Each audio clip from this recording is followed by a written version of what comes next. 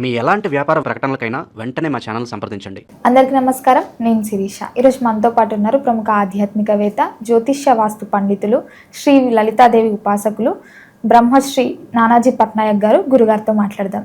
గురుగారు నమస్కారం. గురుగారు, ముఖ్యంగా ఈ డిసెంబర్ మాసంలో సింహరాశి వారికి ఎలా ఉండబోతుందంటారు? ఎలాంటి జాగ్రత్తలు తీసుకోమంటారు? ఏ దైవాన్ని పూజించమంటారు? సింహరాశి వారు అంటేనే రాయల్గా ఉంటారు, యూనిక్గా ఉంటారు. కోపం కాదు, వాళ్ళకు ఉండేది ఏంటంటే ఒక చిల్లరగా ఉండకూడదు అనేటువంటి లక్షణాలు, గొప్ప లక్షణాలు వాళ్ళకు ఉంటాయి. ఇప్పుడు ప్రస్తుతం వారికి కేతు రాశిలో సంచరిస్తున్నాడు. సప్తమ రాహు, అష్టమ శని నడుస్తుంది. చతుర్థ స్థానంలో అధిక గ్రహాలు ఉన్నాయి. 3లో బుధుడు ఉన్నాడు. అయితే ఇక్కడ ఏంటంటే ఈ గ్రహస్థితిని అనుసరించి అసలు వీరికి ఎటువంటి సంఘటనలు వీళ్ళకి ఎదురవబోతున్నాయి లైఫ్లో, వీరు దాన్ని ఎలా అధిగమించాలి, ఎటువంటి జాగ్రత్తలు తీసుకోవాలనేటువంటి అంశాలు చెప్తుంది నేనైనప్పటికీ కూడా చెప్పిస్తుంది సాక్షాత్ లలిత అమ్మవారిగా భావిస్తూ. ఫస్ట్ ఆఫ్ ఆల్ ఏంటంటే ఎప్పుడైనా లగ్నంలో కేతువు యొక్క సంచారం, రాశి అనుకోండి, లగ్నం అనుకోండి, వీరికి ఏం చేస్తుందంటే స్పిరిచువల్ రంగాల్లో డెప్త్గా వెళ్ళడానికి అనుకూలిస్తుంది. కానీ కొన్నిసార్లు ఏమిటి ఎన్ని ప్రయత్నాలు చేస్తున్నా మనకి ఆటంకాలు ఏమిటి, మనం ఇంత దైవాన్ని నమ్ముకున్నా మనకి ఏమిటి పరిస్థితి అనేటువంటి దీన్ని ఇస్తూ ఉంటుంది. అందుకని వీళ్ళు ఏం చేయాలి, ఉదయం నిద్రలేచిన వెంటనే కొంచెం గణపతిని ధ్యానం చేయడం, లేకపోతే కాసేపు మెడిటేషన్ అంటారు, శ్వాస మీద ధ్యాస, ఇలాంటివి కనుక చేస్తే ఖచ్చితంగా బాగుంటుంది. వీళ్ళకి ఎలా అంటే మనీ ఫస్ట్ వీక్ అంతా కూడా మీడియేటింగ్ ద్వారా వస్తూ ఉంటుంది. అందులో పర్టికులర్గా మ్యారేజ్ బ్రోకర్స్ ఉంటారు. బ్రోకరింగ్ రిలేటెడ్ మూలంగా, అదేదో తప్పేం కాదు, అదేదో దానికి ఆ పేరు పెట్టడము మధ్యవర్తిత్వం. ఇంకా చెప్పాలంటే కన్సల్టెన్సీ, ఇవాళ రేపు మనం వాడాలంటే మంచి కన్సల్టెన్సీ సెంటర్ అని అంటే, ఒకప్పుడు బ్రోకర్ అనేవాడు, ఇప్పుడు కన్సల్టెన్సీ మంచి వర్డ్ అంటే కొంచెం పాలిష్డ్ వర్డ్ అనమాట అది. సో అది ఈ నెలలో వీళ్ళకి ఫస్ట్ వీక్లో ఏదైనా ప్రాపర్టీస్ తీసుకోవడము, కొంచెం ఎడ్యుకేషన్ విషయంలో కొంత స్ట్రెస్ ఉండడం ఫస్ట్ వీక్ అనేటువంటిది చూపిస్తుంది. కాకపోతే సెకండ్ వీక్ నుంచి వీళ్ళు ఏదైతే లోన్స్ కోసం ప్రయత్నం చేస్తుంటారో ఆ లోన్స్ లభించడము జరుగుతాయి.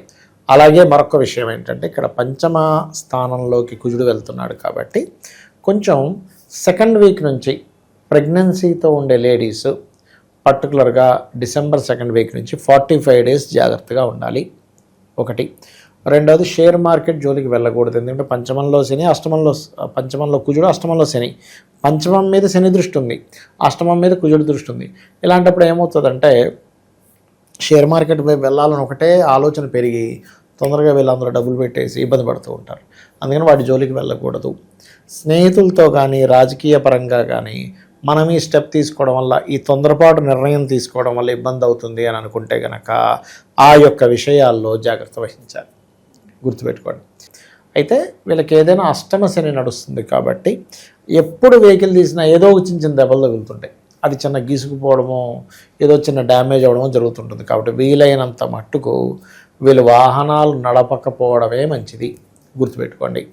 అదేవిధంగా ఇక్కడ ఎవరైతే వివాహం కోసం ప్రయత్నాలు చేస్తుంటారో వీళ్ళు పర్టికులర్గా ఎన్ఆర్ఐ సంబంధాలు, విదేశీ సంబంధాలు వెతుక్కోవడం మంచిది. చాలామందికి ఈ విషయం తెలియక జాతకం చూసినప్పుడు, అమ్మ మీకు అంతా విదేశీ సంబంధాలు సెట్ అవుతాయి కదా అంటే, మొన్నటిదాకా అవే వచ్చేసారు, మాకేమి ఇష్టం లేదంటారు. మీకు యోగం ఒకటి ఉన్నప్పుడు ఆ యోగమే చేయాలి. ఇప్పుడు డాక్టర్ చదివారు, మెడికల్ రిలేటెడ్ వాళ్ళు పిలుస్తున్నారు, లేదు ఇంజనీరింగ్లో జాయిన్ అయ్యి నేను బిల్డింగ్ కట్టే పనిలోకి వెళ్ళి జాయిన్ అవుతుంటే ఎవడు తీసుకోడు. ఎందుకు తీసుకోడు? మీరు చదివారు, మీరు దీనికి ఎలిజిబుల్. అలాగే ప్రతి జాతకానికి కూడా వాళ్ళకి అప్పుడుండే గోచారం ఏం చేస్తుంది, వాళ్ళ జన్మజాతకంలో ఏ యోగం ఉందో తత్సంబంధించిన సంబంధాలే సెట్ అవుతాయి. ఎందుకంటే వీళ్ళకి యోగం ఏంటంటే విదేశాల్లో ఉండాలి, అక్కడ దానే పర్ లిఖా హోతా హై కానే వాళ్ళకి నామని హిందీలో ఒక ఇది ప్రోబ్ ఉంటుంది. అంటే ప్రతి గింజ మీద రాసిపెట్టి ఉంటుంది మనం తినే వాళ్ళ పేరు. అలా ఏంటంటే మనకి ఏ యోగం ఉందో చూసుకుని ఆ యోగ సంబంధంగా వెళ్ళిపోవడమే. షుగర్ ఉన్నాడు షుగర్ తినకూడదు, కానీ నేను లడ్డూలు తింటానంటే షుగర్ పెరుగుతుంది. అట్లాగే వీళ్ళు ఎక్కువ విదేశీ సంబంధాలు వెతుక్కోవాలి. ఏదైనా పార్ట్నర్షిప్స్లో కూడా విదేశీ పార్ట్నర్షిప్స్, కొంతమంది ఎన్ఆర్ఐ అండి అతను, ఆయన ఇన్వెస్ట్మెంట్ చేస్తా అన్నాడు అంటుంటారు. ఆ ఎన్ఆర్ఐస్ రిలేటెడ్ సంబంధించి ఇన్వెస్ట్మెంట్స్ తీసుకోవడము ఇటువంటివి అద్భుతంగా ఉంటాయి వీరికి. అలాగే కాస్త ఫస్ట్ 20 డేస్ వీళ్ళకి సింహం వారికి వర్క్ ఫ్రమ్ హోమ్, ఇంటి నుంచి ఆపరేట్ చేసుకోవడం, ఇంటి నుంచి ధనయోగం రావడం, ఇటువంటివి అధికంగా చూపిస్తున్నాయి. ఓకే. అట్లాగే మరొక విషయం ఏంటంటే 12వ స్థానం ఇది ఎట్లా ఉంది ఏమిటి అని చెప్పి చూసుకున్నట్లయితే గతంలో చేసిన కొన్ని ఇన్వెస్ట్మెంట్స్ని తీసేసి మార్చేసుకుందాం అనేటువంటి ప్రయత్నం చేస్తారు ఈ సమయంలో చెప్పాలంటే. అండ్ అదేవిధంగా కొన్ని ఆటంకాలు ఉన్నాయి లగ్నంలో కేతు వాళ్ళు ఇందాక నేను చెప్పినట్టుగా. అండ్ అలాగే కొంచెం గతంలో ఎప్పటి నుంచో ఒక వాహనం కొనాలి, లేకపోతే ఇంటిని నీట్గా మనం చూడండి ఒకసారి ఇంటీరియర్ చేయించుకుంటూ ఉంటారు, అటువంటి వాటికి యోగం ఉంటుంది. అదేవిధంగా తల్లిగారి గతంలో ఏవైతే ఇబ్బందులు ఏర్పడ్డాయో ఈ ఫస్ట్ 20 days కొంత ఆవిడికి కొంతవరకు బాగుంటుంది. ఇక వీళ్ళ యొక్క జీవిత భాగస్వామికి పర్టికులర్గా విదేశాల్లో ఏదైనా కోర్స్ చేయడం, ఉద్యోగం రావడం, అందులో ముఖ్యంగా ఏదైనా ఫ్యాషన్ రిలేటెడ్ సంబంధించిన కోర్సెస్ చేయడం అనేటువంటిది చూపిస్తుంది బలంగా. అది ముఖ్యంగా గురుగారు, మరి ఈ మాసంలో ఈ సినీ రంగంలో ఉన్న వారికి, రాజకీయ రంగంలో ఉన్న వారికి ఎలా ఉండబోతుంది అంటారు? ఏదైనా బాగాలేకపోతే ఎలాంటి జాగ్రత్తలు తీసుకోవాలి? సినిమా రంగాల్లో ఫస్ట్ వీక్లో రైటర్స్కి మంచి ఇది ఉంటుందమ్మా, సింహలగ్నం వారికి ఆర్ సింహరాశి వారికి. అయితే సినిమా రంగాల్లో పంచమంలోకి కుజుడు వెళ్తున్నాడు కాబట్టి ఫస్ట్ వీక్ తర్వాత యాక్షన్ మూవీస్ తీస్తుంటారు, లేకపోతే ఒక పోరాటము, ఒక రాజులకి సంబంధించినవి ఇట్లాంటివి, హిస్టరీ రిలేటెడ్, మిలిటరీ రిలేటెడ్, లేకపోతే ఒక fighting related, action related movies చేసేటువంటి వారికి కొత్త అవకాశాలు వస్తాయి. ఎందుకంటే మనకి ఏ గ్రహం యాక్టివ్గా ఉంది, ఏ గ్రహం అక్కడ ఫలితాలు ఇస్తుందో చూసుకోవాలి, తత్సంబంధంగా బాగుంటుంది. అయితే వీళ్ళు ఎక్కువగా దత్తాత్రేయుడిని, దక్షిణామూర్తిని లేదా ఆంజనేయ స్వామి ఆరాధన చేసుకున్నట్లయితే బాగుంటుంది వీరికి. గురుగారు, ఇంతవరకు మనము గోచార జాతకాల గురించి చెప్తున్నారు. సో వ్యక్తిగతంగా మన జాతకాలని ఎలా తెలియజేస్తారు గురుగారు? ఏం లేదమ్మా, ఫస్ట్ ఆఫ్ ఆల్ గోచార ఫలితం ఈజ్ ఇప్పుడు మార్కెట్ ఎట్లా ఉంది, బయట వాతావరణం ఎలా ఉంది అలాంటిది. పర్సనల్ చార్ట్ ఈజ్ మనము కంప్లీట్గా ఈ జీవుడు. ఇప్పుడు ఎగ్జాంపుల్ ఇక్కడ నుంచి నేను ఒక అమీర్పేట వెళ్ళాలి, ఆటోలో వెళ్ళొచ్చు, కారులో వెళ్ళొచ్చు, మెట్రోలో వెళ్ళొచ్చు, ట్రైన్లో వెళ్ళొచ్చు, ఉదాహరణ చెప్తున్నా, రకరకాల మార్గాల ద్వారా వెళ్తా, బైక్ మీద వెళ్తా. అసలు నేననేవాడిని శక్తి లేదు, నాకు జ్వరం వచ్చింది, ఎలా వెళ్తా? మన నీరసంగా ఉంది, నేను వెళ్ళలేనంట. అంటే ఇన్ని ఉన్నాయి. కానీ అదే గోచారంలో ఇప్పుడు క్యాబులు బంద్ అయ్యాయి, ఆటో ఆప్షన్ ఉంటుంది, ఆటోలు కూడా తిరగట్లేదు, ఫ్రెండ్ బైక్ వేసుకొని వెళ్ళొచ్చు, నా బైక్ ఉంటే వెళ్ళొచ్చు, అవునా? అంటే ఏదో ఇంకొక ఆప్షన్లో మనం వెళ్తాం, గోచారం సరిగ్గా ఉండాలి. కానీ మనమే సరిగ్గా లేకపోతే అసలు ప్రయాణమే జరగదు. అలాగే పర్సనల్ చార్ట్ ఈజ్ మనం పుట్టినప్పుడు ఏ గ్రహాలు అయితే ఎక్కడెక్కడ ఉన్నాయి, మనం పుట్టినప్పుడు ఉండేటువంటి లగ్నం ఏమిటి, నక్షత్రం ఏమిటి, దశలే నడుస్తున్నాయి, ఎటువంటి యోగాలతో జన్మించాం, ఇవన్నీ ఎలా జరుగుతాయంటే పూర్వజన్మల్లో మనం చేసుకున్న కర్మ ఆధారంగా ఇవన్నీ ఏర్పడతాయి. అంటే మనం మంచి రాయల్గా ఉండే ఇంట్లో, మంచి తల్లిదండ్రులు, మంచి వాళ్ళతో పుట్టామంటే లగ్నం బాగుందని అర్థం. మంచి సంపాదన, కొంతమంది చోటు పెద్దగా చదవకపోయినా బాగా సంపాదిస్తారు, లక్షల కోట్లు సంపాదించేస్తున్నాడు, తీరా చూస్తే 7వ తరగతి చదువుకున్నాడు. నేను చూసే ఒక జాతకం 3వ తరగతి చదువుకున్నాడు, ఆయన సంతకం కూడా పెట్టరని రాజు, నెలకు ₹1,00,00,000 సంపాదిస్తున్నాడు. ఎట్లాగా అంటే అంతే ధనయోగం ఉంది, సంతకం కూడా పెట్టండి రాదు ఆయనకి, పెద్ద ఏజెన్సీ నడిపేస్తున్నాడు. ఏం చేస్తాం? అంతే. అంటే అతనికి టీము అంత అలా కుదిరారు.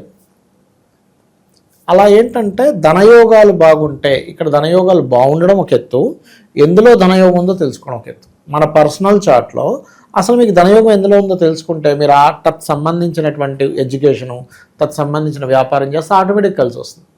ఇక మనం ఎప్పుడు మనకి డబ్బులు ఇబ్బంది వస్తుందంటే మనకి కలిసి రాని దాంట్లో మనం వేలు పెడతాము, అది మీకు కలిసి రాదు. ఎలా వస్తుంది? ఇప్పుడు భూమి లోపల ఇక్కడ వాటర్ పడతాయంటే అక్కడే తవ్వాలి, ఇంకో దగ్గర తవ్వుతే ఏమవుతుంది? శ్రమ, ధనం వేస్ట్, శ్రమ వేస్ట్. ఎలాగో ఇది కూడా అంతే. అలాగే కొంతమందికి అన్నదమ్ములతో గొడవలు ఉంటాయి. ఎందుకు ఉంటాయి అంటే మీరు పూర్వజన్మలో చేసిన అన్నదమ్ములతో, నక్కచెల్లెలతో చేసిన గొడవలు ఈ జన్మలో కర్మ రూపంలో వస్తుంది. అలాగే ఏం చదువుకోవాలి, అసలు ఏ దిశలో మీరు ఇల్లు కట్టుకుంటే మంచిది, ఆల్ డైరెక్షన్స్ ఈజ్ గుడ్.